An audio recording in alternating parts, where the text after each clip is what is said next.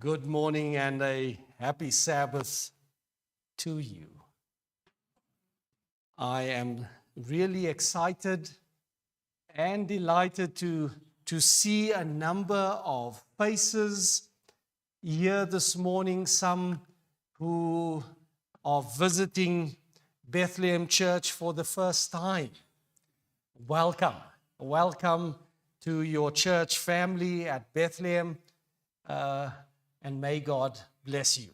I'm yet to meet others who I know have worshipped here some time back. This morning, we want to appreciate how crucial it is to have a unique and special experience with God. As one pages through the Gospels, Matthew, Mark, Luke, and John, and even the book of Acts, we are reminded of a God who enjoyed, who loved, who went out of his way. Jesus, who would make time for people that were regarded as mere outcasts. A God who is loving enough, a God who is caring enough to not pass anyone by who was in need. And so, please join me. Our text this morning, the first record of the touch of Emmanuel, God with us. The very first time that Jesus touches someone in this specific way. Are you ready? Now, this account is recorded in Luke chapter 5, verse 13 onward. But it is Mark chapter 1, verse 41 that is very unique. And I will share the reason why in a moment. Mark chapter 1, and we are going to read from verse 35 onward. Our key text is verse 41. Mark chapter 1, verse 35. Then early the next morning, a long time before daybreak, Jesus left Peter's house and went up into the hills to a secluded place to talk with his Father. Amen. He did just that, going throughout Galilee, preaching in the local synagogues, healing the sick, and casting out demons. Near one town, a leper came to Jesus. He knelt down in front of him and said, I know that if you will, you can heal me. What makes Mark's account different is this verse. When Jesus saw this man's condition, he was moved with compassion. Amen. He reached out and touched him and said, of course, I want you to be clean. You are healed. Oh, man.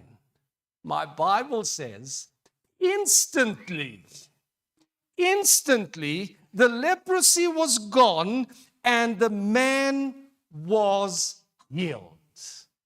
Can someone say amen?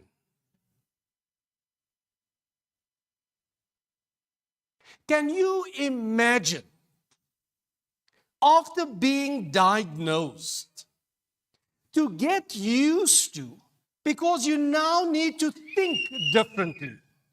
You need to announce. You need to announce to everyone. Anybody who you come into contact with, you need to announce and share, I am unclean. unclean, unclean. Long before anybody could get to know you, you have to announce and share that. Long before they could even see you for who you really were, you had to declare yourself as unclean. Of course, as if that was not bad enough, anyone who heard you describe yourself as unclean would avoid you as a plague. Well, it was a plague.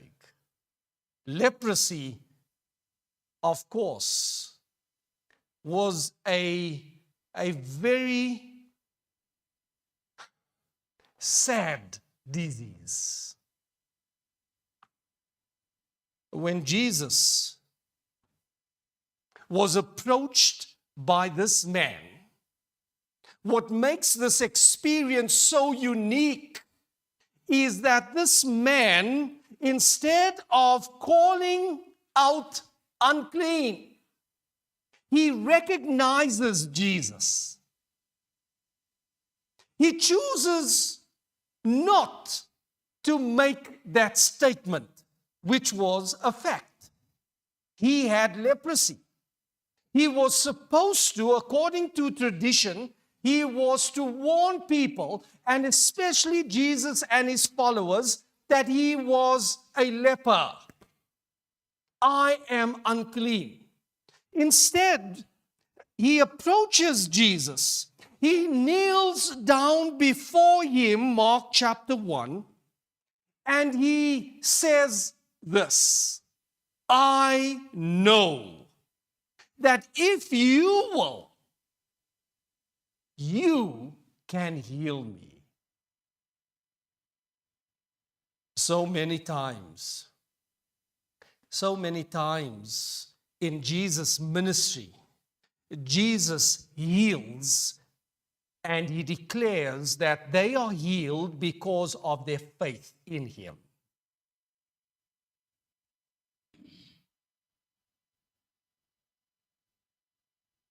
Thank God that we don't have this scenario in 2023.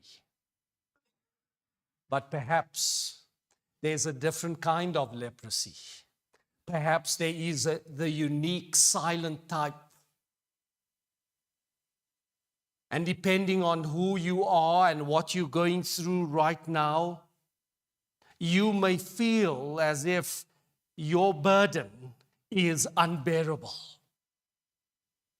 But no matter how you may consider it,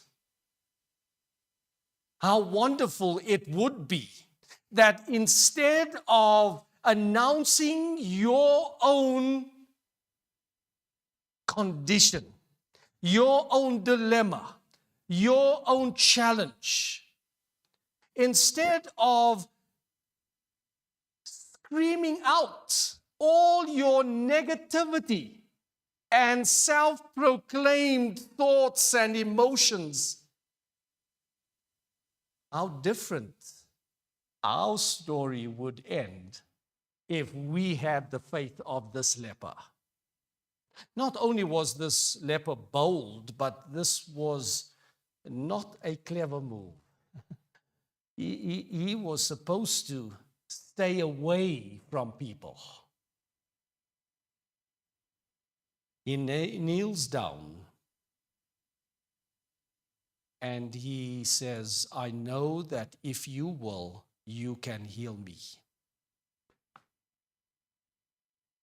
It is not just the faith of the leper that I find interesting.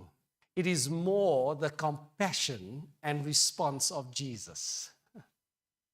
Jesus knows, even before the leper approaches him, Jesus knows our conditions. Amen.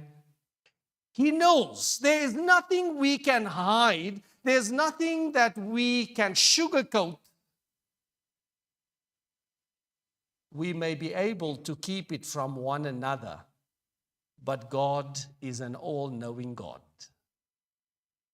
He knows our inner thoughts. He knows our fears. He knows our true condition.